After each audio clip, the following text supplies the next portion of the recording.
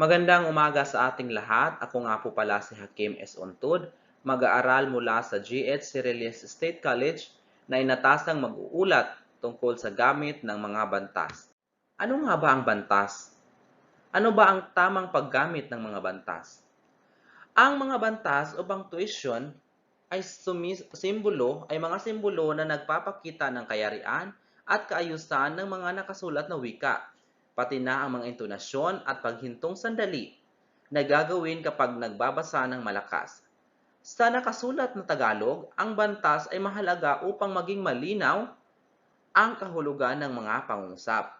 Ang mga panuntunan ng pagbabantas ay pabago-bago ayon sa wika, lokasyon, rehistro at panahon, at patuloy na umuunlad at nagbabago.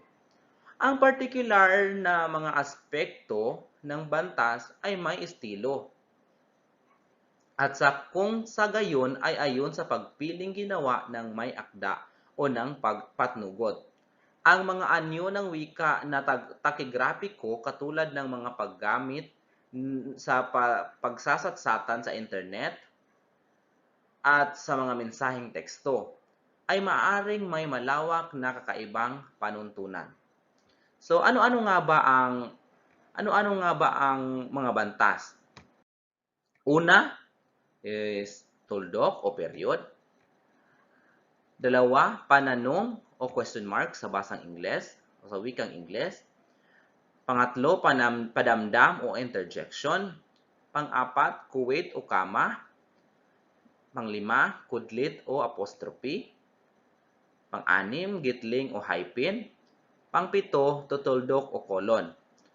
Pang-walo, tutuldok, kuwit o semicolon. Pang-siyam, panipi o question mark. Pang-sampo, panaklong o parenthesis.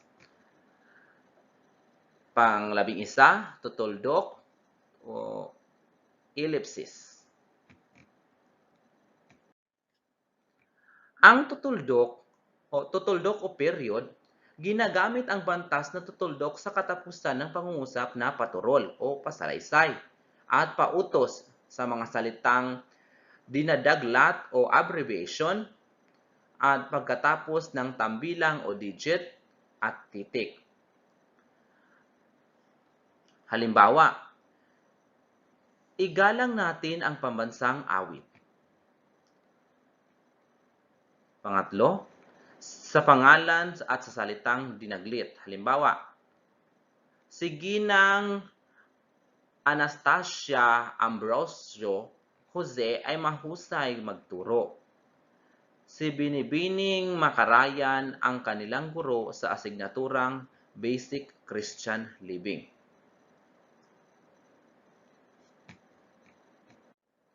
Pangalawa ay ang pananong o question mark. Ang bantas na tandang pananong sa katapusan ng mga pangungusap na patanong at sa bahaging pag-alinlangan na inilagay sa loob ng panaklong. Halimbawa, ginagamit ang pananong sa pangungusap na patanong. Halimbawa, ano ang pangalan mo? Sasama ka ba? Sa loob ng panaklong upang maipahiwatig ang pag-alinlangan sa diwa ng pangungusap. Si Manuel Rojas ang ikalawang Pangulo ng Republika ng Pilipinas. Ganun. Si Manuel Rojas ang ikalawang Pangulo. O, ikaw ang huling babaeng mamahalin niya. May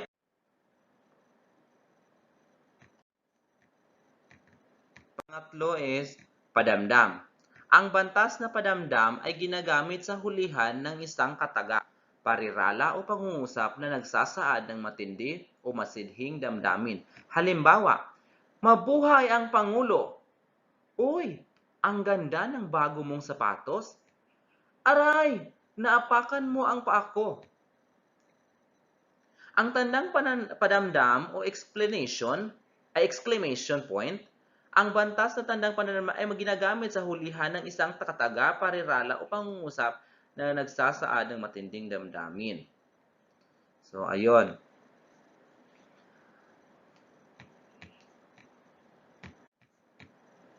At ang pang-apat ay paggamit ng kuwit. Ginagamit din ang mga kuwit o ang kuwit sa paghihiwalay ng isang sinipi.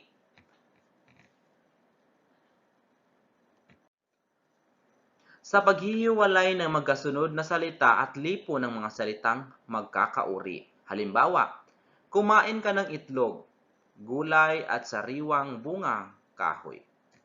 Siya na, saan, siya na, saan ka nag-aaral ngayon?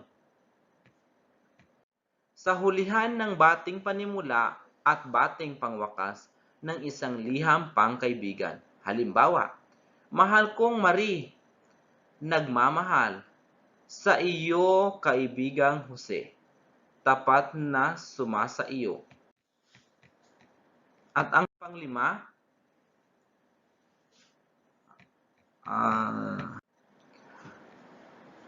meron pa palang halimbawa pagkatapos ng oo at hindi. Halimbawa, oo, uuwi ako ngayon sa probinsya. Hindi, ayaw niyang sumama. Sa mga lipo ng salitang panuring o pamuno, halimbawa, si Andres Bonifacio, ang ama ng katipunan, ay isinilang sa tondo. So, gumamit siya ng dalawang quit.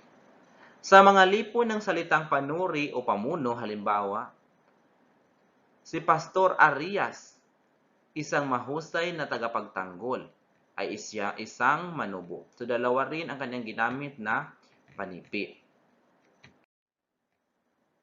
Sa hulihan ng bilang sa pitsa, o sa pagitan ng kali at purok ng bayan, at lalawigan sa pamuhatan ng isang liha. Halimbawa, Nobyembre 14, 2008.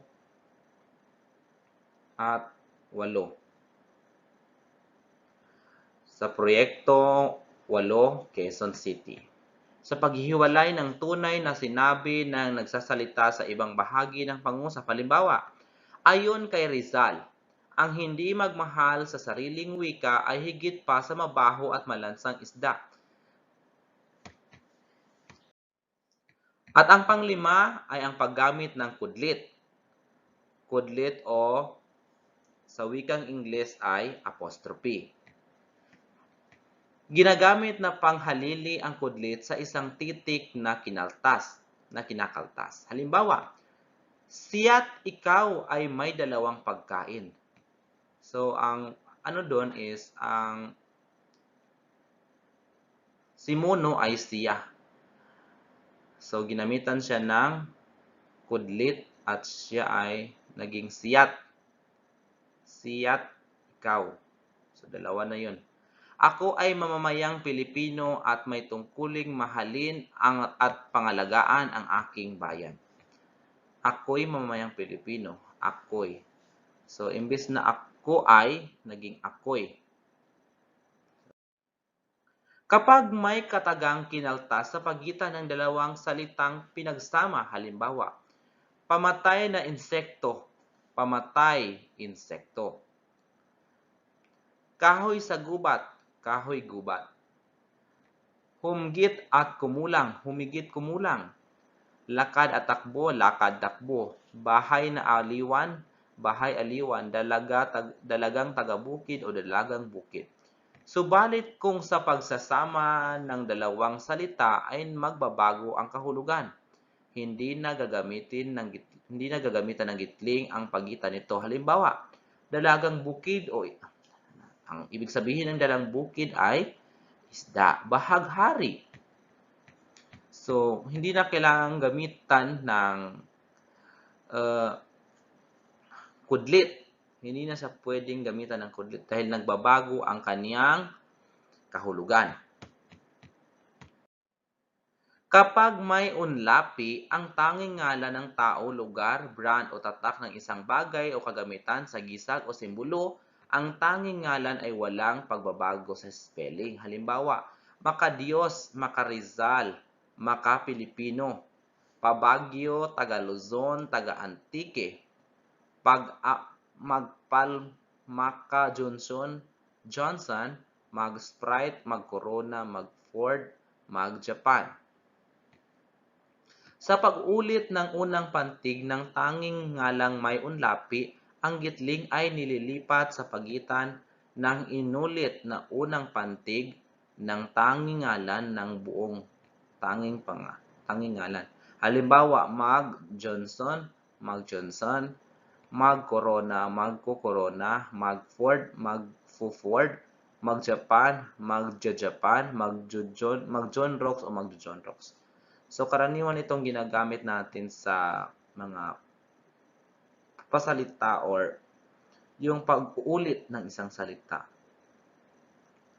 Magjo-Johnson na lang ako. Mag-Corona, mag-Ford, magja-Japan. Noon. Kapag ang panlaping ika ay inunlapi sa numero o pamilang, halimbawa, ika-3 na ika-10 ng umaga, ika-20 pahina, ika-3 rebisyon, ika-9 na buwan, ika-12 kabanata. Kapag isinulat ng patitik ang mga unit ng fraksyon o halimbawa, 1/4, 5, 2/5, o 2 o 5, and 2/5, 3/6 o 3/6. Kapag hinati ang isang salita sa dulo ng isang linya, halimbawa, patuloy na nalilinang at pinalalawak ang paggamit ng Pilipino. Kapag pinagkakabit o pinagsasama ang apelyido ng babae at ng kanyang bana o asawa. Halimbawa, Gloria Macapagal Arroyo, Conchita Ramos Cruz o Perlita Orazo Banson. At ang pangpito ay tutuldok, ginagamit matapos maipuna ang pagpapakilala sa mga sumusunod na paliwanag.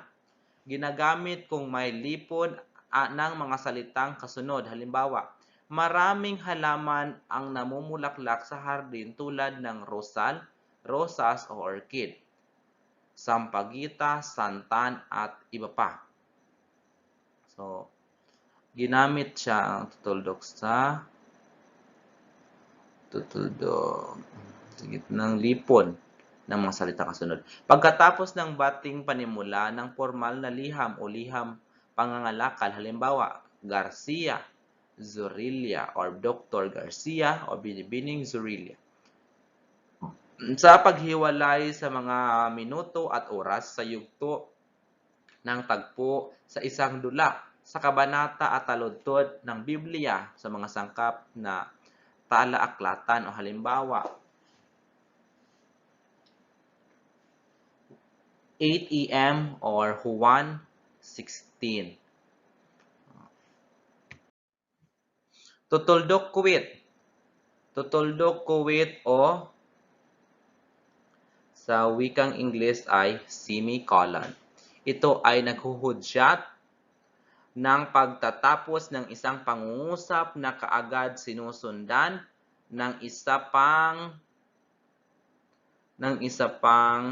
sugnay ng hindi gumagamit ng pangatnig. Maaring gumamit ng tutuldok kuwit sa halip na tutuldok sa katapusan ng bating halimbawa. Bating panimula ng liham pangalakal, halimbawa, Ginoo, Binibini. Ginagamit sa pagitan ng mga sugnay ng tambalang pangungusap kung hindi pinag-uugnay ng pangatnig. Halimbawa, kumain ka ng maraming prutas, ito'y nakakabuti sa katawan. So, dalawang salita ang kanyang ginamit. O, kumain ka ng maraming prutas, isa. Dayon. Ang sunod, ito'y makabubuti sa katawan. Naguguluhan siya sa buhay. Iniisip niya ang magpatiwakal. So, naging dalawa yung salita pagkatapos gamitan ng semicolon. Sa unahan ng mga salita at parirala tulad halimbawa, gaya ng paris ng kung nangunguna sa isang paliwanag halimbawa. Maraming magagandang bulaklak sa Pilipinas na hindi na napag-uukulan ng pansin gaya ng kakwate, kabalyero, banaba, dapdap at iba pa.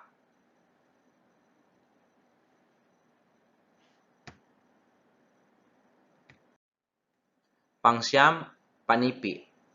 Panipi o quotation mark. Inilalagay ito sa unahan ng dulo ng isang salita sa ganitong mga kaparaanan. Ginagamit upang ipakita ang buong sinasabi ng isang nagsasalita o ng tuwiran o ang tuwirang sipi. Halimbawa, hindi kinukupkup ang kriminal, pinaparusahan, sabi ng Pangulo. Ginagamit upang mabigyang diin ang paggamit ng isang pahayagan, magasin, aklat, at iba pang mga akda. Halimbawa, nagbubukas na muli ang Manila Times. Isang lingguhang babasahin ang liwayway. Napaluha ang maraming nang mapanood ang dulang anak dalita.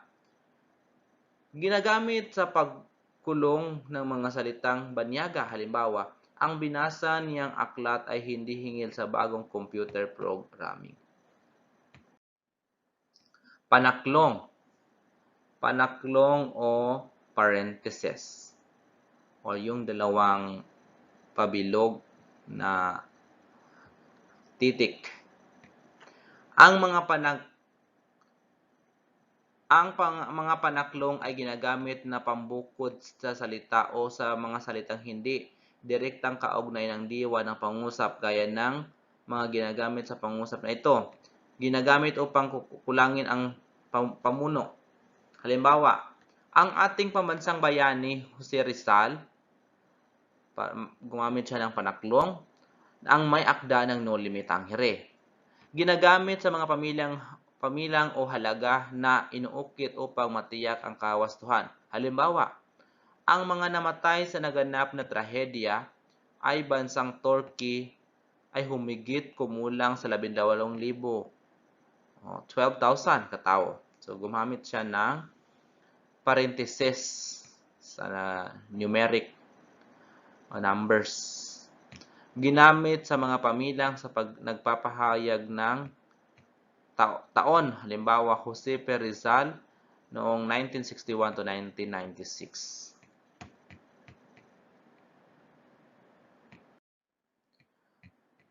Pang-11, tutuldok o tuldok o ellipsis.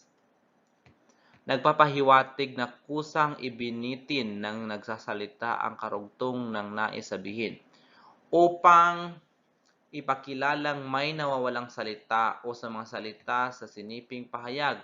Tatlong tuldok ang ginamit kung sa unahan o sa gitna ng pangusap ay may nawawalang salita. Halimbawa, pinagtibay ng Pangulong Aroy. Tutuldok.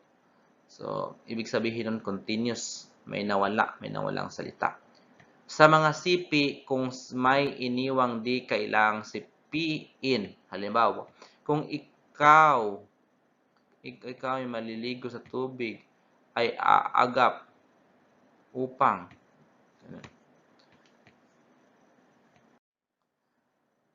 Pang-12, gatlang. Gatlang o sa wikang Ingles ay gatlang o M or dash. Gatlang M or dash. Ang M dash ay isang uri ng bantas na naghuhudyat ng bilang pagtigil ng daloy ng isang pangusap.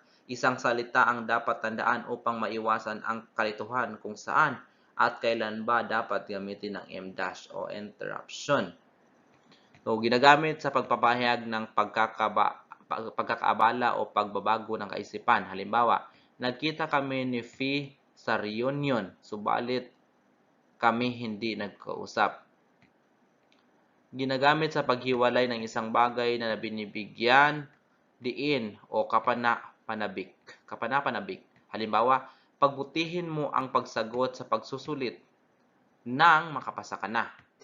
So, ano nga ba ang pagpapantig? Ang pagpapantig ay paghati-hati ng salita, kaaya-ayang pakinggan ang mga salitang may wastong pagbigkas. Sinasanay ang mga mag-aaral ng wastong pagbigkas upang magamit niya ang salita sa makabuluhang pagpapahayag. Narito ang bawat uri ng pantig. P, ito ay letrang P. Ito ay binubuo lamang ng pantig, halimbawa, alipin,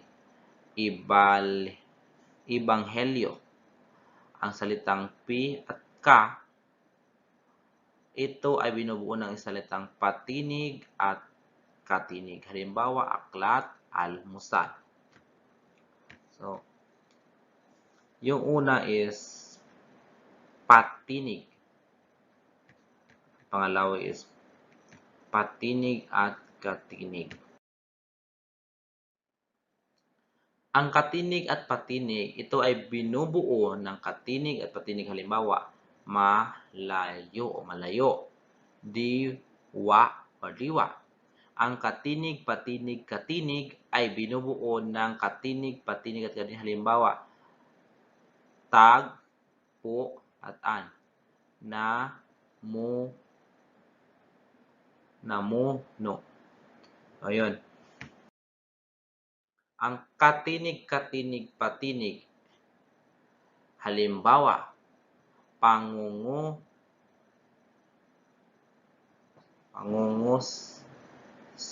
o tropa. Ngunit, braso o braso. So, madali mong maintindihan yung salita na may katinig, katinig at patinig. So, tandaan natin ang isang pantig ay binubuo ng mga titik na pinagsasama-sama upang makabuo ng isang salita. Nakatutulong sa wastong pagpapantig ng salita ang pag-aaral sa bawat uri nito tulad ng patinig, katinig, patinig, o patinig o katinig, katinig, patinig at katinig, at katinig, katinig, patinig upang mabigkas o maisulat ang salita. Gamit ng malaking titik. So, basahin natin ang isang usapan sa susunod na slide. Ano ang paborito mong kwentong babasahin? Carlo, mahilig ka bang magbasa? Oo naman, marami nga akong paboritong basahin eh. Nakakatuwa kaya ang pagbabasa. Paborito ko ang kwentong Ang Mahabang-Mahabang Pangalan. Nabili ko ito sa Maynila noong isang araw. Naku, mukhang maganda nga iyan. Pahiramin mo naman ako sa linggo. Sige ba? Mahilig ka rin ba sa pagbabasa? Ano ang pamagat ng aklat, kwento na iyong gustong-gustong babasahin? Tandaan, ang pagbabasa ay isang mahalagang gawain na kapupulutan natin ng mga bagong kaalaman. Basahin ang mga sumusunod na salita. Carlo, marami. Ang mahabang-mahabang pangalan, Maynila at linggo. Gamit ng malaking titik. Ang mga malaking titik ay ginagamit natin sa magkakaibang dahilan. Ito ay hindi basta-basta ginagamit kung kailan lang natin gusto.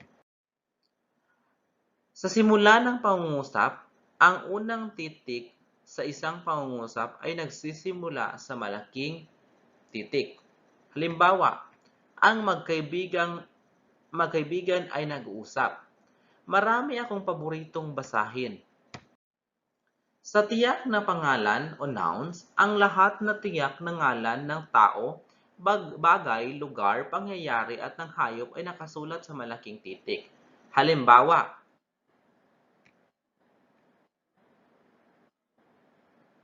Ana, Munggol, Buhol, Pasko, Bantay. Galing. Sa pamagat ng aklat o palabas, ang mga aklat, ang kwento, ganon din ang mga palabas ay ginagamitan ng malaking titik. Ang bawat salita ay nagsisimula sa malaking titik. Halimbawa, ang pagbabago sa buhay ng batang si Jose, pamagat ng kwento. Pluma 1, pamagat ng aklat. Going Bulilit, palabas, o TV Patrol, palabas.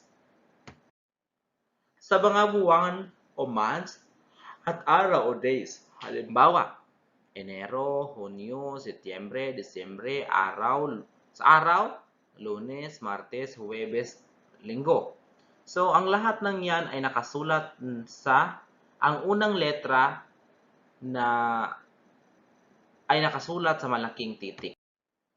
Tandaan, ang mga malaking titik ay ginagamit natin sa simula ng pangungusap, tiyak na ngalan ng pangalan, pamagat ng kwento o palabas at sa mga buwan at araw. At yun lang po, maraming salamat. Naway mayroon kayong natutunan sa aking pag-uulat tungkol sa gamit ng malaking titik. See you!